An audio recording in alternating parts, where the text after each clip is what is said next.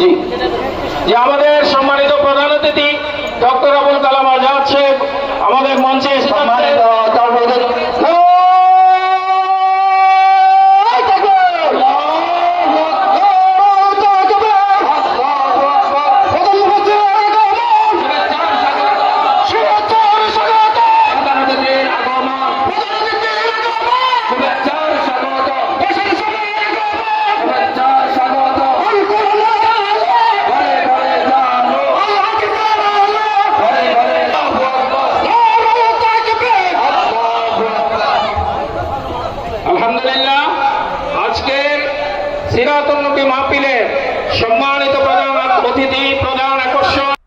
বাংলাদেশ জামাত ইসলামী এই কথাই বলছে চিরদিন, এই প্রতিষ্ঠার পর থেকে 1941 সাল থেকে। আজকে জামাত ইসলামের উদ্যোগে আয়োজিত এই মাহফিল, জামাত ইসলামীর নাম ছাড়া আমরা ওয়াজ করেছি গত 15 বছর, কোনো মাহফিলে জামাতের নাম নেই নাই, কিন্তু আজকে জামাতের নাম নিয়া যে পূর্ণাঙ্গ ইসলামের কথা বলছি, গত 15 বছরের নাম ছাড়া ওই পূর্ণাঙ্গ ইসলামের কথাই বলেছি, কারণ তখন নাম নেয়ার কোনো পরিবেশ ছিল না। জামাত ইসলামী পূর্ণাঙ্গ ইসলামটাই চায়, আর জামাত ইসলামীর জন্য সমস্যাটাও এটাই, কারণ যারাই পূর্ণাঙ্গ ইসলামের কথা বলে তখনই জালেমদের গায়ে জ্বালা পোড়া শুরু হয়ে যায়। তারা জানে নামাজের কথা বললে অসুবিধা নাই, মসজিদে মানুষ যাক নামাজ পড়ুক, তার সিনেমা হল বন্ধ হবে না, কারণ নামাজি যেমন সমাজে আছে সিনেমা দেখার লোকও আছে, শুক্রবারেও সিনেমা দেখে এমন লোক আছে না নাই? ওরা ভাবে নামাজি মানুষ হোক, আমরা কি, কারণ আমাদের লোক তো আলাদা, এরা তো আমাদের এখানে আইব। এই জন্য নামাজের ওয়াজ করলে সিনেমা হলের মালিক খেপে ওঠে না, রোজার ওয়াজ করলে সুদী ব্যাংকের মালিক খেপে ওঠে না, কারণ সুদী ব্যাংকের মালিক জানে এই দেশের সব মানুষ যদি রোজা রাখে এই দেশের সুদ কি বন্ধ হয়ে যাবে? সুন্দরই চলছে, আরো ভালোই চলবে, বরং রমাদান মাসে ব্যাংকে লেনদেন কি কম হয় না বেশি হয়? তো সুদী ব্যাংকে রমাদানে সুদ মওকুফ থাকে, ঠিক না? ওরাও জানে পাবলিক রোজা রাখলো সুদের কোনো অসুবিধা। এই জন্য নামাজের ওয়াজ যে হুজুররা করে, যে দল করে, রোজার ওয়াজ যে পীর সাহেব করে, হজের ওয়াজ যে আলেম ওলামা করে, পূর্ণাঙ্গ ইসলামের কথা বলে না, ওই পীর ওই আলেমদেরকে জেল খাটা লাগে না, তাদের বিরুদ্ধে মামলা হয় না, কারণ যারা অর্ধেক ইসলাম মানে তারা শয়তানের দোস্ত। এজন্য আল্লাহ আয়াতের শেষে বলছে ওয়ালা তাত্তাবিউ খুতুওয়াতিশ শাইতান, ইসলামে পূর্ণাঙ্গ প্রবেশ করো, শয়তানের পদাঙ্ক অনুসরণ করো না। অর্ধেক ইসলাম মানাই মানে হলো বাকি অর্ধেকটা শয়তানের জিম্মায় চলে যায়। তো যারা সুদী ব্যাংকের মালিক, সিনেমা হলের মালিক, যারা মদখোর, মদের ব্যবসায়ী, তারা ভাবে মানুষ নামাজি হবে, রোজাওয়ালা হবে, আমাদের অসুবিধা কি? আমাদের মদ, আমাদের সুদ, আমাদের সিনেমা হল বন্ধ হবে না। এবার আপনাদের কাছে একটু আমি জানবো, দয়া করে যারাই বোঝেন একটু উত্তর দিয়েন, দেশে যদি পূর্ণাঙ্গ ইসলাম আসে সুদী ব্যাংক কি থাকবে? সিনেমা হল চলতে দেয়া হবে? মদের ব্যবসা কি চলবে? মদ পান করলে 80 বেত দিয়ে পিঠের চামড়া তুলে ফেলা হবে। তখন তারা ভাবে পূর্ণাঙ্গ ইসলাম আসলেই তো সমস্যা, এই জন্য তখন তারা যারা পূর্ণাঙ্গ ইসলামের কথা বলে তাদের বিরোধিতা করে। আচ্ছা, আল্লামা সাইদি রাহেমাহুল্লাহ, উনাকে আপনারা দেখেছেন, সরাসরি ওয়াজ শুনেছেন, এমন লোকের সংখ্যা এখানে অনেক। এ কুমিল্লা টাউন হলে, এ কুমিল্লা ঈদগাহের মাঠে আমরা কত ওয়াজ শুনেছি, ঠিক কিনা? আচ্ছা, আল্লামা সাইদি 1971 সনে কি করছে এটা আমি নিজেও দেখি নাই, কারণ আমার জন্মই তো 75-এ, স্বাধীনতার 4 বছর পরে। উনার আগের ইতিহাস আমি জানি না, কিন্তু যখন থেকে তাকে দেখি তখন থেকে তাকে আমি জানি তার মতো একজন মিষ্টভাষী, তার মতো একজন প্রাজ্ঞ বিজ্ঞ মুফাসসির বাংলার জমিনে দ্বিতীয় জন। এই দেশের লোকেরা তার ওয়াজ শোনার জন্য পাগলের মতো দৌড়ে যেত, পঙ্গপালের মতো দৌড়ে যেত। আল্লামা সাইদি রাহমাহুল্লাহর ওয়াজ শোনার জন্য মানুষ দল মত ভুলে যেত, সবাই পাগল হয়ে দৌড়াতো। ওই আল্লামা সাইদি যদি অর্ধেক ইসলামের ওয়াজ করতেন, পূর্ণাঙ্গ ইসলামের ওয়াজ না করতেন, উনি পীর হয়ে যদি মুরিদ বানাতেন, উনার মতো মুরিদ বাংলাদেশে কোনো পীর পেত না। আপনারা জেনে থাকবেন যে উনার বাবা ফুরফুরা শরীফের খলিফা ছিলেন। আল্লামা সাইদি রাহমাহুল্লাহর বাবা ফুরফুরা শরীফের খলিফা ছিলেন। আচ্ছা, বাবা যদি পীর হয়, ছেলে পীর হওয়া কি কঠিন না সহজ? কত সহজ? পানির মতো সহজ। কারণ হচ্ছে আমাদের দেশে ডাক্তার হতে এলেম লাগে, ডাক্তারের ছেলে ডাক্তার হতে পারে না, পড়ালেখা লাগে। মাস্টারের ছেলে মাস্টার হয় না, লেখাপড়া লাগে। ইঞ্জিনিয়ারের ছেলে ইঞ্জিনিয়ার হবে না লেখাপড়া যদি না করে। কিন্তু পীর হওয়ার জন্য কি কোনো লেখাপড়া লাগে? পীরের ছেলে হলেই এর চেয়ে বড় সার্টিফিকেট আর এখানে ২-৪ জন ৮ দরবারের মুরিদও আজকে আছেন, থাকতেই পারেন। আপনি আমার ভাই, মুসলিম ভাই, আপনাকে বলছি ৮ যে খলিফা, বর্তমান মূল পীর, যিনি গোলাপ ফুল মার্কার মূল ব্যক্তি, উনার নাম কি? ফয়সাল সাহেব। আচ্ছা, ফয়সাল সাহেবের মাঝে একজন পীরের কোন সুরত আছে? আপনারাই বলেন, কোন পীরের কোন সুরত আছে? কিন্তু উনি পীর হলেন কোন যোগ্যতায়? কারণ উনার বাবা পীর। ক্লাস 10-এ পড়ে পীর হয়ে গেছে, কারণ বাবা মরে গেছে, এখন কে হবে? তাই তাকে পীর বানিয়ে দিয়েছে।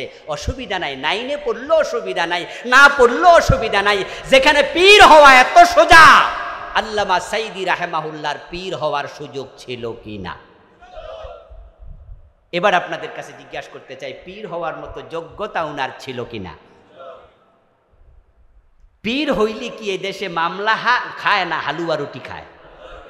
হালুয়া রুটি খাওয়ার সুযোগ ছিল কিনা? জেলে কি এক যোগ পচা লাগতো না আরামে থেকে মরতে পারতো? আমরা সবাই বুঝি, কিন্তু পূর্ণাঙ্গ ইসলামের কথা বললে আরামে থাকা যায় না। আল্লাহ নবী সাহাবারা জীবন দিয়েছেন যেই পথে, আমরা হাসতে হাসতে সে পথে চলতে চাই। পূর্ণাঙ্গ ইসলাম মানা ফরজ, ফরজের কথা বলে প্রয়োজনে শাহাদাত বরণ করতে চাই। আল্লাহর বক্তব্য, ইসলামে পরিপূর্ণ প্রবেশ করো। ইসলামে পরিপূর্ণ প্রবেশ করার কথা আল্লাহ তাআলা কেন বললেন? এবার কারণ শুনুন। কারণ ইসলামে পরিপূর্ণ যদি প্রবেশ না করেন, যতটুকু করলেন বাকিটুকু আল্লাহর অধীনে আর থাকবে না। একজন ব্যক্তি ধরেন ইসলামের 90% মানে, যারা বুঝলেন এতক্ষণ ওয়াজ, তারা একটু জবাব দিয়েন তো দয়া করে। বাকি 10% কি আল্লাহর কাছে আছে না শয়তানের কাছে? ইয়েস। একজন ব্যক্তি অর্ধেক মানল, নামাজ রোজা হজ যাকাত আলহামদুলিল্লাহ মানে, মসজিদে গেলে আল্লাহ ছাড়া কারো কথা শুনে না। ওই লোকটাই যখন সংসদে এমপি হইয়া ঢোকে, তখন আল্লাহর আইনের পক্ষে একটা কথাও বলে না। এমন এমপি আছে না নাই? বরং এই 53 বছরও তো এই এমপি সংখ্যাই। মসজিদে যাওয়ার পরে ইমাম মাগরিবের নামাজ 2 রাকাত পড়ে সালাম ফিরিয়ে দিল ভুলে। পিছনে যত মুসল্লি আছে একজনও সালাম ফিরাবে না, বরং লোকমা দেবে। যদি ইমাম সাহেবের ছেলেও মুসল্লি হয়, ছেলে বাবাকেও সার দেবে না, লোকমাটা দেবে। জোহরের নামাজ 4 রাকাত, 2 রাকাত পড়ার পরে আত্তাহিয়াতু পড়া ওয়াজিব, এজন্য বসতে হয়। কুমিল্লা জসকোট মসজিদের ইমাম নামাজ পড়াচ্ছে, পিছনে জজ সাহেব নামাজ পড়তেছে। 2 রাকাত পরে যখন ইমাম দাঁড়ায় যাইতে শুরু করলো, তখন পিছনে সব মুসল্লি লোকমা দিল, জজ সাহেব নিজেও লোকমা দিয়ে দিল। কারণ 2 রাকাত পরে আত্তাহিয়াতু পড়তে হবে, বসতে হবে, এটা ওয়াজিব। হুজুর সংশোধিত হলেন, বসে তিনি আত্তাহিয়াতু পড়ে যথারীতি নামাজ শেষ করলেন। জজ সাহেব এবার চলে গেল, এজলাসে বসে চোরের মামলার রায় দিল। মসজিদে হুজুর যখন ওয়াজিব লঙ্ঘন করছে, জজ সাহেব লোকমা দিয়ে দিল, কিন্তু চোরের মামলার রায় যখন তিনি দেবেন, তখন চোর ধরে হাত কাটার রায় দেয়া জজের জন্য ওয়াজিব না ফরজ? গুরুত্ব কোনটার বেশি? হুজুরের যে ভুল ধরছিল হেডার বেশি, না এখন চোর ধরে হাত কাটতে হবে এটার গুরুত্ব বেশি? এখন জজ সাহেব চোর ধরে হাত কাটার রায় জীবনে একদিনও দেয় নাই, এটা যে ফরজ এ নিয়ে তার কোনো চিন্তাও নাই। কারণ এমন জজ, এমন ব্যারিস্টার বাংলাদেশে তৈরি হয়েছে যারা মানুষের আইনের রায় দিতে দিতে দিতে দিতে আল্লাহর আইনের কথা ভুলেই গেছে।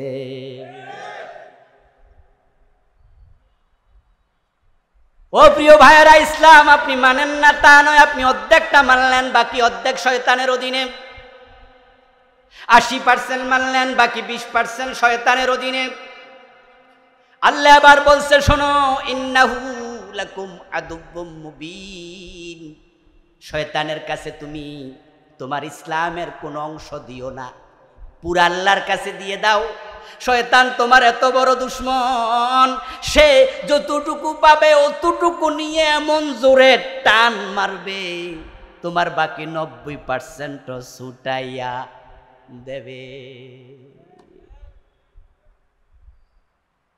আমার প্রিয় ভাইরা, ইসলামে পরিপূর্ণ প্রবেশ করে এই কথাটা বোঝানোর জন্য এক দুইটা উদাহরণ দিলে বুঝতে একটু বেশি সহজ হয়। আমরা যখন মশা বেড়ে যায়, তখন মশা থেকে বাঁচার জন্য আমরা মশারি টানাই না? আচ্ছা, মশারি যখন টানান, তখন মশারির ভিতরে হাত একটা ঢুকাইলেন, আরেকটা বাহিরে রাখলেন, পা ঢুকাইলেন, মাথা ঢুকাইলেন, পেট ঢুকাইলেন, সব ঢুকাইলেন, শুধু অতটুকু বাহিরে রাইখা দিলেন। এলাকার মশারা বেজান না খুশি? কোন কারণে খুশি? ওরা বলবে যে অতটুকু পাইলে আমাদের জন্য আপাতত চলে। আচ্ছা, এলাকার মশারা যখন আপনার হাতের মাঝে এসে কামড়াবে, একাই কামড়াবে না বন্ধুদেরকে দাওয়াত দেবে? মশারা যে গুনগুন করে গান গায়, এটা আসলে গান না, এটা তাদের কথা ট্রান্সফার করার একটা মাধ্যম। প্রত্যেক মাখলুককে কথা বলার ক্ষমতা দিয়েছে কে? সব মাখলুক তার মুখে জিকির করে, তাদের জিকির বুঝার ক্ষমতা আমাদের নাই। তারা কথা বলে, ওই কথা বুঝার ক্ষমতা আমাদের নাই। আমার প্রিয় ভাইরা, আবার বলুন তো, আপনার যে হাতখানা মশারির বাহিরে, যদি কোনো এমন মানুষ যে হাত বাহিরে রেখা ঘুমায় আর মশা তার হাতের মাঝে ম্যালেরিয়ার জীবাণু ঢুকাইয়া দেয়, মশারির ভিতরে যতটুকু অংশ আছে ওইটুকু অংশের সমস্যা আছে না নাই? এই অবস্থায় যদি কেউ রাত কাটায়, আমরা বলি মশারি টানাইয়া লাভটা কি?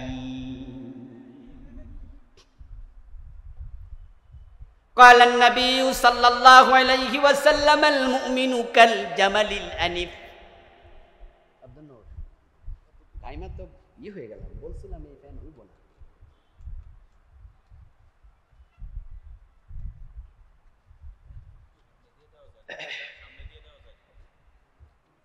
তুমি আইসা আগে বলো না স্ট্যান্ড ফ্যানের জন্য। গরমকাল রয়ে গেছে তো, আর আমি হার্টে সমস্যা হলে এমনি গরম বেড়ে যায়, ঘেমে অস্থির হয়ে যাচ্ছে। আচ্ছা, যতটুকু তাড়াতাড়ি সম্ভব শেষ করে দিচ্ছি। প্রিয় ভাইয়েরা, বলছিলাম আল্লাহর হাবিব বলছেন, আল মুমিন কাল জামালিল আনিফ হাইসুমা কিদা ইনকাদ।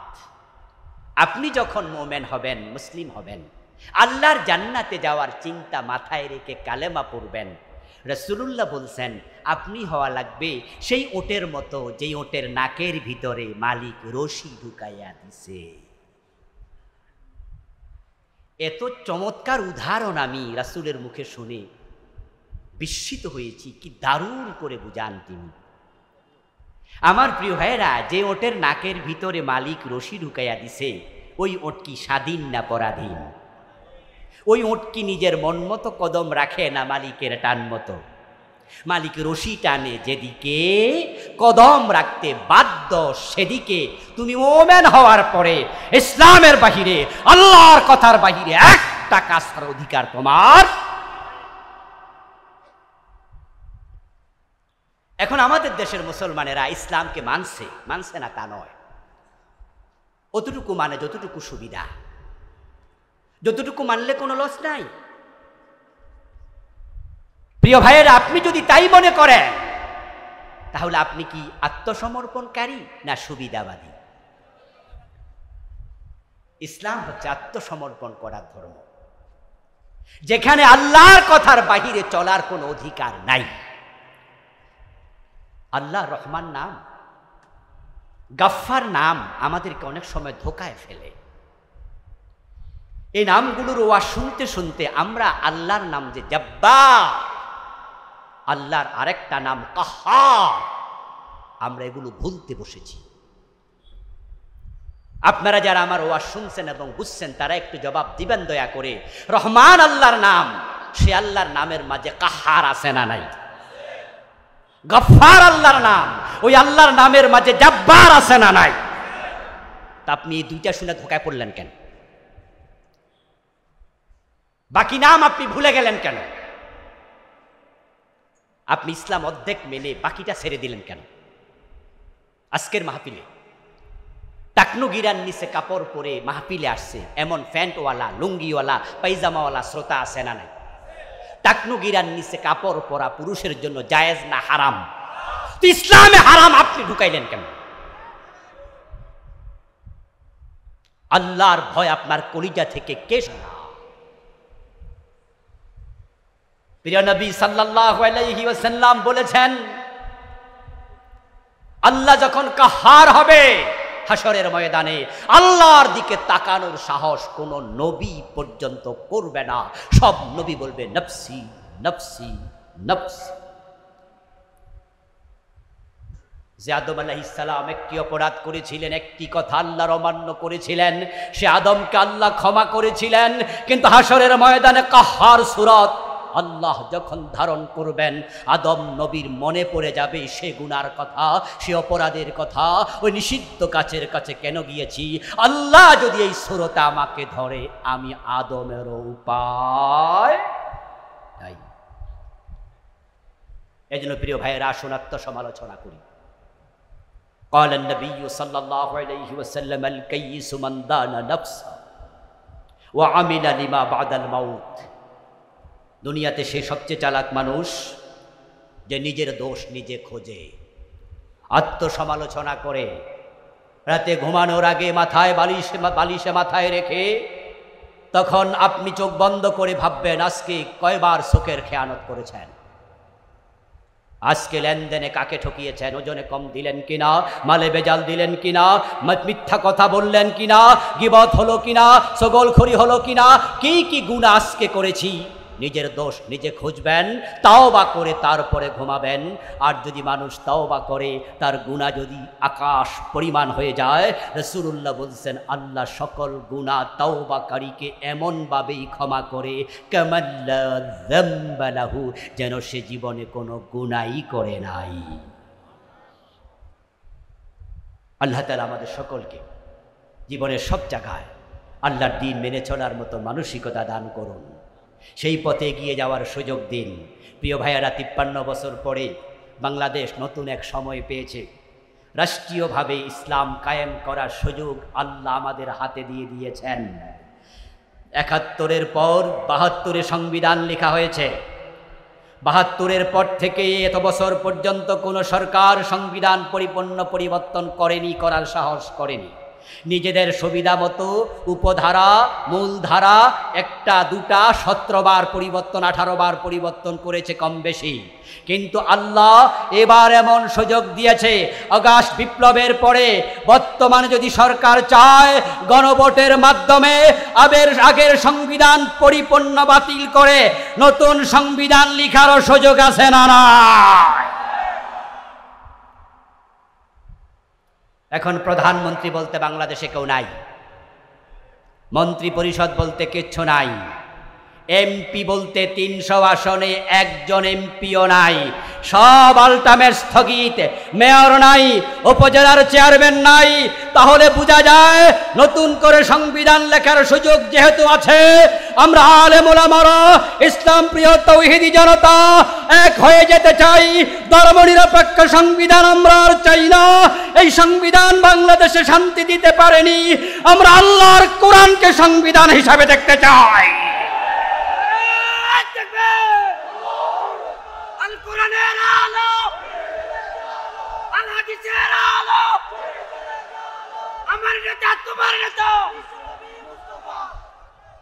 আমার প্রিয় ভাইয়েরা, আল্লাহর কোরআনকে সংবিধান বানানোর সুযোগ 92% মুসলমানের আছে না নাই?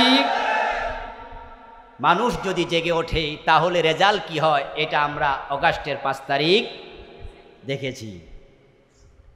আপনারা জেগে ওঠুন কোরআনের পক্ষে। ডক্টর ইউনূস এবং তার অন্তর্বর্তীকালীন সরকার নিরপেক্ষ নির্বাচন যখন দেবে, 1 বছর পর, 2 বছর পর, 3 বছর পর যখনই দেয়, আমরা কোরআনওয়ালা যদি একমত হয়ে যাই, আমরা আর বিএনপি আওয়ামী লীগ জাতীয় পার্টি চাই না। আমরা কোরআনের পক্ষে আলেমরা একমত হয়ে ইসলামের বাংলাদেশ দেখতে চাই। এজন্য আসুন আলেম ওলামারা আমরা ইখতিলাফ ভুলে যাব, অতীত পিছনে ফেলে দিতে চাই। কেউ কিয়াম করেন, কেউ কিয়াম করেন না। কেউ ঈদে মিলাদুন্নবী পালন করছেন, কেউ সিরাতুন্নবী পালন করছেন। কেউ জোরে আমিন বলছেন, কেউ আস্তে আমিন বলছেন। কেউ বুকে হাত বাঁধছেন, কেউ নাভির নিচে বাঁধছেন। আপনারা যারা ইসলামের এই বিধানগুলো নিয়ে ইখতিলাফ করছেন, প্রত্যেকেই তাদের ইখতিলাফের পক্ষে কোরআন হাদিসের দলিলও আবার দিচ্ছেন। এতে বোঝা যায় আমাদের ইখতিলাফগুলো কোরআন হাদিস কেন্দ্রিক, এর বাহিরে নয়। আমাদের বিভক্তি কোরআন হাদিসকে সামনে নিয়ে লা ইলাহা ইল্লাল্লাহ মুহাম্মাদুর রাসূলুল্লাহ এই কালেমা নিয়ে আমাদের মাঝে কোনো ইখতিলাফ যেহেতু নেই, এই কোরআন নিয়ে ইখতিলাফ নেই, আগামী নির্বাচনকে সামনে রেখে সব ইখতিলাফ ভুলে গিয়ে আলেমরা যদি একমত হয়ে যায়, জালেমরা বাংলাদেশে মাথা তুলে দাঁড়াতে পারবে না। আল্লাহর দেয় সুযোগ যদি এবার আপনারা আলেমরা কাজে না লাগান, ঐক্যবদ্ধ না হন, আদালতে আখিরাতে আপনারা আসামির কাঠগড়ায় দাঁড়ানোর সম্ভাবনা আছে। এ জাতি আলেমদের দিকে তাকিয়ে আছে।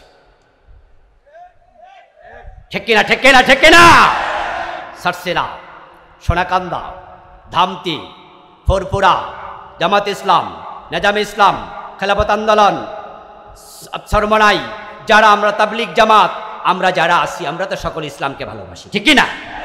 সকল ইসলামকে ভালোবাসি, এখানে আমাদের কারো কোনো দ্বিমত নাই। ইসলামের জন্য আমরা এক হয়ে যাই। কোরআনকে যদি আমরা দেশের সংসদ ভবনে পাঠাতে পারি, নামাজ পড়ো, নামাজ পড়ো, ওয়াজের আর প্রয়োজন হবে না, আইন হয়ে যাবে। আজান হলে দোকান বন্ধ করো, দোকান বন্ধ করবা না, দোকানে তালা লাগিয়ে দেয়া হবে, নামাজ না পড়লে জেলে নেওয়া হবে, মসজিদগুলোতে জায়গা দেওয়া যাবে না। এই সুয়াগাজী বাজারের জামে মসজিদে বিভিন্ন ওয়াক্তে 2 বার 3 বার 5 বার জামাত হওয়া লাগবে। মানুষ জায়গা দিতে পারবেন না। কোরআনকে যদি সংবিধান বানিয়ে দেয়া যায়, তাহলে বোরকা পরো, বোরকা পরো বলার প্রয়োজন হবে না, আইন করে দেয়া হবে। ইফতিজিং করলে যেমন 6 মাসের জেল দেয়া হতো, যে সমস্ত মেয়েরা বেহায়াপনার পোশাক পরবে তাদেরকেও আইনের আওতায় আনা হবে। 1 সপ্তাহ 2 সপ্তাহ পরে দেখবে বাংলাদেশের নারীরা বোরকা পরে সবাই রাস্তায় নামবে। সুদ বন্ধ হয়ে যাবে, ঘোষ বন্ধ হয়ে যাবে। ছাত্র জনতার বিপ্লবের পরে বাংলাদেশের থানাগুলোতে ঘোষ আগের মতো চলে না, কিছু কমছে। বরং ঢাকা শহরে আমরা দেখি অনেক ট্রাফিক পুলিশের মন খারাপ, লাঠিমারি লইয়া সামনে পাশে খাড়াইতা। তো লোকজনকে সমালোচনা করতে শুনি, বলে উপরই পায় না, ইনকামও কম, তাই মোডটাও একটু নষ্ট হয়ে গেছে। কাজের মাঝে চাঞ্চল্য কম। 5ই আগস্টের বিপ্লবের পরে আমরা ইসলামী সরকার পাইনি, পেয়েছি ডক্টর ইউনূসের অধীনে একটি অন্তর্বর্তীকালীন সরকার। এটা ইসলামী সরকার নয়। ইসলামী সরকার না এসো যদি ঘোষ কমে যেতে পারে, অন্যায় আগের মতো না চলে কমে যেতে পারে। ইসলামী সরকার যদি বাংলাদেশে এসে যায়, মদিনার শান্তি বাংলাদেশে আবার ফিরে আসবে।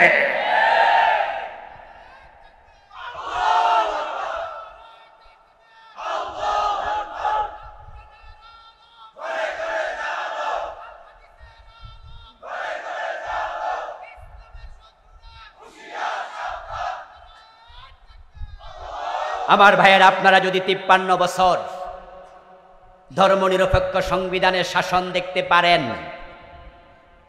পরীক্ষা স্বরূপ 5 বছর কোরআনের শাসন দেখার জন্য প্রস্তুতি নেওয়া দরকার আছে না নাই? আবার প্রশ্ন করছি, 53 বছর যদি ধর্মনিরপেক্ষ সংবিধানের শাসন দেখতে পারেন, আগামী 5 বছর আল্লাহর কোরআনের সংবিধানের শাসন দেখার জন্য শুধু পরিকল্পনা না, এখন থেকে কাজ শুরু করা দরকার আছে না নাই? আল্লাহর কোরআনকে জমিনে কায়েমের জন্য কাজ করতে কারা কারা রাজি আছেন? 2 হাত তুলে দেখান।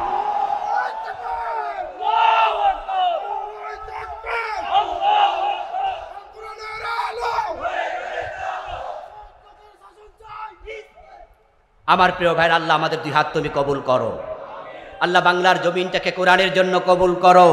আমরা পূর্ণাঙ্গ ইসলাম বাংলাদেশে দেখতে চাই, তুমি আমাদের জন্য সেজন্য কবুল করো, বলেন আমিন। হাদা মা ইনদি ওয়াল ইলমু ইনদাল্লাহ আলাইহি তাওয়াক্কালতু ওয়া ইলাইহি উনীব। প্রিয় ভাইরা, সভাপতির সংক্ষিপ্ত ভাষণের পরে ইনশাআল্লাহ আমরা দোয়া করে একসাথে বিদায় নিতে চাই। একটু ধৈর্য ধরে অপেক্ষা করাই। এটা তো কবিরা গুনাহ, এটা তো হারাম। আজকের মাহফিলে আসতে সিগারেট টানতে টানতে আসছে, আবার যাওয়ার সময় সিগারেট টানতে টানতে বাড়িতে যাবে, এমন শ্রোতা আছে না নাই? ধূমপান করা কবিরা গুনাহ, কবিরা গুনাহ। মাকরু তাহরিমি হলো কবিরা গুনাহ, হারাম হলো কবিরা গুনাহ। কারণ মাকরু তাহরিমি এবং হারাম কবিরা গুনার ক্ষেত্রে 2টার হুকুম এক। কিসে আপনাকে আল্লাহর ভয় কলিজা থেকে সরাই দিন? আজকের মাহফিলে আসছেন, অথচ আপনার বউ পর্দা করে না, নিজের মেয়েটা বোরকা ছাড়া স্কুলে যায়, কলেজে যায়, এমন বাবা আজকের মাহফিলে আসে না নাই? অথচ আল্লাহর বক্তব্য কু আনফুসাকুম ওয়া আহলিকুম নার। প্রিয় ভাইয়েরা, যুদ্ধের মাঠে রাসূলুল্লাহ সাল্লাল্লাহু আলাইহি ওয়াসাল্লাম বসে আছেন তাঁবুতে, যুদ্ধ চলছে। হয়তো প্রিয় নবী ওই মুহূর্তে একটু বিশ্রাম করছিলেন। এই অবস্থায় কেউ একজন আসলেন, এসে বললেন, ইয়া রাসূলুল্লাহ ফুলানুন উস্তুশহিদা, ও আল্লাহর নবী, অমুক আজকের যুদ্ধের ময়দানে শহীদ হয়ে গেছে। রাসূলুল্লাহর এক ব্যক্তি এক সাহাবীর ব্যাপারে এসে আর এক সাহাবী মেসেজ দিচ্ছে, ফুলানুন উস্তুশহিদা, অমুক যুদ্ধে আজকে শহীদ হয়েছে। আল্লাহর নবী শোনার সাথে সাথে বললেন, কাল্লা রাআইতুহু ফিন্নারি বিআবাতিন কাদ গাল্লাহা, অসম্ভব, তুমি যার নাম শোনালে সে শহীদ হতে পারে না, কারণ আমি নবী মুহাম্মদ তাকে জাহান্নামে দেখে এসেছি। মেরাজের রাতে রাসূল জাহান্নামে পরিদর্শন করছেন, জান্নাত দেখেছেন, এমন ঘটনা কি আপনারা শুনছেন? হ্যাঁ, মেরাজের রাতে প্রিয় নবীজি সাল্লাল্লাহু আলাইহি সাল্লাম নিজের চোখে জান্নাত জাহান্নাম দেখেছেন। রাসূলুল্লাহ বলে, কাদ রাআইতুহু ফিন্নার, তুমি যে লোকের কথা বললা অমুক শহীদ হয়ে গেছে, আমি তাকে জাহান্নামে দেখে এসেছি। শহীদ কি জাহান্নামী হয় নাকি? এবার রাসূল বলছে, বিআবাতিন কাদ গাল্লাহা, সে জাহান্নামী হওয়ার কারণ হচ্ছে অমুক যুদ্ধের গনিমতের মাল থেকে সে একটি চাদর চুরি করেছিল। তাহলে একটা চাদর চুরি করার কারণে ওই লোক হয়তো তাওবা করেনি, আর তাওবা না করার কারণে যুদ্ধের মাঠে মারা গেছে, আল্লাহ তাকে শহীদ হতে দেননি। যুদ্ধের মাঠে মারা যাওয়ার পরেও শাহাদাত নসিব হয়নি, একটা চাদর চুরি করেছে। সহিহ বুখারীতে এসেছে, প্রিয় নবী সাল্লাল্লাহু আলাইহি ওয়াসাল্লাম যাচ্ছিলেন মদিনার কোনো এক কবরস্থানের পাশ দিয়ে। দুটি নতুন কবর তিনি দেখলেন। রাসূলুল্লাহ সাল্লাল্লাহু আলাইহি ওয়াসাল্লামের কিছু স্পেশালিটি ছিল, বিশেষ গুণ ছিল, যেটা দুনিয়ার অন্য কোনো মানুষের ছিল না। যেমন আমরা সামনের চোখ দিয়ে যেভাবে দেখি, রাসূলুল্লাহ গর্দান দিয়ে সেভাবে দেখতেন। সুবহানাল্লাহ পড়েন। উনি পিছন থেকে সেভাবে দেখতেন, আমরা সামনে থেকে যেভাবে দেখি। আমাদের গা ঘর্মাক্ত হলে ঘাম বের হয়, ঘামের সাথে বের হয় দুর্গন্ধ, কিন্তু রাসূলুল্লাহর ঘামের মাঝে ছিল আতরের মতো সুগন্ধ। স্পেশালিটি। উম্মত যদি বিয়ে করতে চায়, একসাথে 4টার বেশি বিয়ে করতে কোনো মুসলিম পারবে না। প্রিয় নবী বিয়ে করেছেন 11টি, একসাথে জীবিত ছিলেন স্ত্রী 9 জন। এটা রাসূলুল্লাহর স্পেশালিটি। তার মাঝে একটা ছিল, উনি কবরের পাশ দিয়ে হেঁটে গেলে কবরের ভিতরে যারা আছেন তারা কে কেমন আছেন রাসূল উপর থেকে দেখতে পেতেন। মদিনার গোরস্থানের পাশ দিয়ে রাসূল যাচ্ছেন, দুটি নতুন কবর দেখে প্রিয় নবীজি বললেন, ইন্নাহুমা লা ইউআযাবান ওয়া মা ইউআযাবান ফি কাবীর। প্রিয় নবীজি বলছেন, এই দুইটা কবরের শাস্তি চলছে, এই দুইটা কবরে আযাব চলতেছে। তারপর কিছুক্ষণ পরে তিনি বললেন, আম্মা আহাদুহুমা ইয়ামশি বিন নামিমা ওয়া আম্মাল আখারু লা ইস্তাতিরু আন বাউলিহি। প্রিয় নবী এবার বলছে, শোনো আমার সাহাবারা, এই কবরে শাস্তি চলার কারণ হলো, এই কবরে যে লোকটা আছে, এই লোকটা একজনের কথা আর একজনের কানে লাগাইয়া পেঁচ লাগাইতো, ছগলখড়ি করত। এমন লোক আমাদের দেশে আছে না নাই?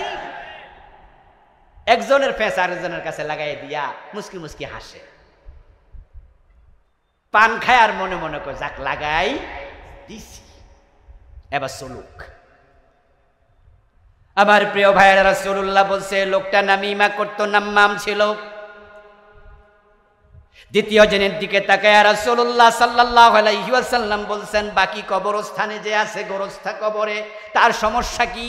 তার সমস্যা হলো ইস্তাতিরু আন বাউলিহি, সে নিজের প্রস্রাব থেকে ভালো করে পবিত্র হতো না। প্রস্রাব কইরা সাথে সাথে দাঁড়াইয়া যায়, প্রস্রাব কইরা হাইটা যায়, সামনে প্যান্ট একটু ভিজা রইছে প্রস্রাব লাইগা, এমন কিছু হতভাগা আছে না নাই? প্রস্রাব কইরা টিস্যুটা পর্যন্ত নেয় না, কুত্তার মতো খাড়ায় খাড়ায় প্রস্রাব করে লায়, তারপর একটা লাড়া দিয়া প্যান্টটা সেন্ট করে। প্রিয় নবী বলছে, এই লোকটার অভ্যাস ছিল প্রস্রাব থেকে সে সতর্ক থাকতো না। এবার আপনাদের কাছে আমার প্রশ্ন, এই যে 2 কবরস্থানে আযাব চলছিল, তাদের অপরাধ রাসূল কয়টা করে বললেন? জবাব দেন, কয়টা করে? কয়টা করে? তারা একটা করে গুনাহ করছে। এবার আপনি আজকের মাঠে আমরা যারা আছি, আমল নামায় কোনো গুনাহ নাই এমন আমরা কয়জন আছি? আমাদের আমল নামায় গুনাহ কি একটা না বেশি? তাহলে এই জাতীয় চরিত্র নিয়ে আপনি মরবেন কোন সাহসে? এই জন্য ইসলামকে পরিপূর্ণ অনুসরণ করুন। যেখানে ঘাটতি হবে সেখানে তাওবা করতে হবে। তাওবা না করে মরলে একটা কবিরা গুনাহ জাহান্নামে যাওয়ার কারণ হয়ে যেতে পারে। প্রিয় ভাইয়েরা, আরেকটি হাদিস,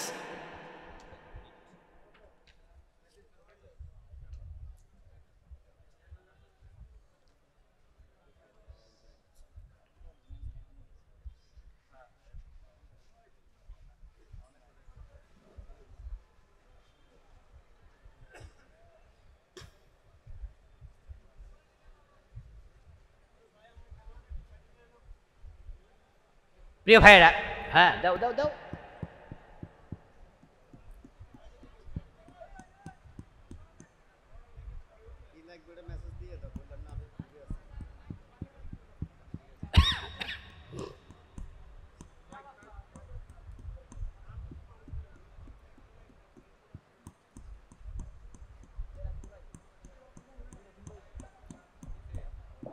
প্রিয় ভাইরা, আমরা আলোচনার শেষ দিকে চলে আসছি, যাওয়া দরকার নেই, আমরা একসাথে দোয়া করে যাব, ঠিক আছে ভাইরা? একটু বসে। রাসূলুল্লাহ সাল্লাল্লাহু আলাইহি ওয়াসাল্লাম যুদ্ধের ময়দানে, এই অবস্থায় একজন সাহাবী এসে বললেন, ইয়া রাসূলুল্লাহ, আজকের যুদ্ধে ওমর সবচেয়ে বেশি বীরত্ব প্রদর্শন করছে, তার সম্মুখে যেই পরে তলোয়ার দিয়ে কচু কাটা করছে, আজকে তার হাতে কত কাফের নিহত হয়েছে হিসাব নাই। রাসূলুল্লাহ সাল্লাল্লাহু আলাইহি সাল্লাম শুনে বললেন, জেনে রাখো এই লোকটা জাহান্নামী। রাবী বলেন, প্রিয় নবীজির মুখের এই কথা শুনে আমি আশ্চর্য হলাম। আজকের যুদ্ধে যে সবচেয়ে বেশি বীরত্ব প্রদর্শন করছে সে রাসূলের সাহাবী, জাহান্নামী হবে, কারণটা কি? তাই আমি সিদ্ধান্ত নিলাম, এর কারণ আমি উদ্ঘাটন করে ছাড়বই। আমিও যুদ্ধের মাঠে চলে গেলাম। ওই বীরত্ব প্রদর্শনকারী সাহাবী যেই দিকে যুদ্ধ করতে করতে সামনে যায়, আমিও তার পিছু নিলাম। আমি আজকে এটার শেষ পর্যন্ত দেখে নেব কারণটা কি। দেখতে পেলাম এক পর্যায়ে ওই লোকটা যুদ্ধের মাঠে দারুণ আহত হলো। প্রতিপক্ষ তাকেও আঘাত করলো, প্রতিপক্ষের আঘাতে সে আহত হলো। এক পর্যায়ে সহ্য করতে পারে নাই আঘাতের যন্ত্রণা, তাই নিজের তলোয়ারটা নিজে বাট মাটির মাঝে ঠেকায়া তার আঘাটা বুকের মাঝে লাগাইয়া নিজে তার মাঝেই জোরে নিজেকে চাপ দিয়া আত্মহত্যা করলো। আপনাদের কাছে আমি জানতে চাই, একটু আওয়াজ দিয়ে বলুন তো, আত্মহত্যা করা সগীরা গুনাহ না কবিরা গুনাহ? আত্মহত্যা কবিরা গুনাহ। ওই দৃশ্য দেখে ওই সাহাবী দৌড়ে আসলেন রাসূলুল্লাহ সাল্লাল্লাহু আলাইহি ওয়াসাল্লামের কাছে, এসে বললেন, ইয়া রাসূলুল্লাহ, আশহাদু আন্নাকা লা রাসূলুল্লাহ, আমি আবার সাক্ষ্য দিচ্ছি নিশ্চয়ই আপনি আল্লাহর রাসূল। প্রিয় নবীজি বললেন, তুমি তো আগেই কালেমাওয়ালা মুমিন, এখন নতুন করে সাক্ষী দিচ্ছ কেন? ওই সাহাবী জবাব দেয়, কিছুক্ষণ আগে আপনি যার কথা বলেছিলেন ওই বীরত্ব প্রদর্শনকারী জাহান্নামী, আমি তার পিছনে ছিলাম কারণ উদ্ঘাটন করার জন্য। নিজের চোখে দেখে এসেছি লোকটা আত্মহত্যাকারী ছিল। আমি বুঝেছি আল্লাহ আপনাকে আগাম জানাইয়া দিছে। এবার আপনারা যারা এই হাদিস শুনলেন, আগেও জানেন, আজকেও শুনলেন, অনেকে নতুন, আপনারা একটু জবাব দেন তো, এই যে আত্মহত্যা করছে লোকটা, ওর আমল নামায় রাসূলুল্লাহর পক্ষ থেকে যে ঘোষিত গুনাহ, যেটা ওই সাহাবী শুনাইলো, আমরা আজকে হাদিসে শুনলাম, কয়টা গুনার কথা জানলাম? জোরে বলেন না, কয়টা? আচ্ছা, আমাদের আমল নামায় গুনাহ আছে কয়টা? তো উনি যদি একটা কবিরা গুনার কারণে রাসূল কয় জাহান্নামী, একটা চাদর চুরি করার কারণে রাসূল বলে তার সে জাহান্নামী, তাকে আমি জাহান্নামে দেখেছি, নামিমা করার কারণে ছগলখোরের কবরে আযাব রাসূল বলছে চলছে, প্রস্রাব থেকে পবিত্র হয়নি রাসূল বলছে আযাব চলছে, আর আপনি অর্ধেক ইসলাম মাইনা বাকি অর্ধেক পুরা জীবন থেকে বাদ দিয়া জান্নাতের স্বপ্ন দেখছেন, এটা কিন্তু দিবা স্বপ্ন হওয়ার সম্ভাবনা আছে।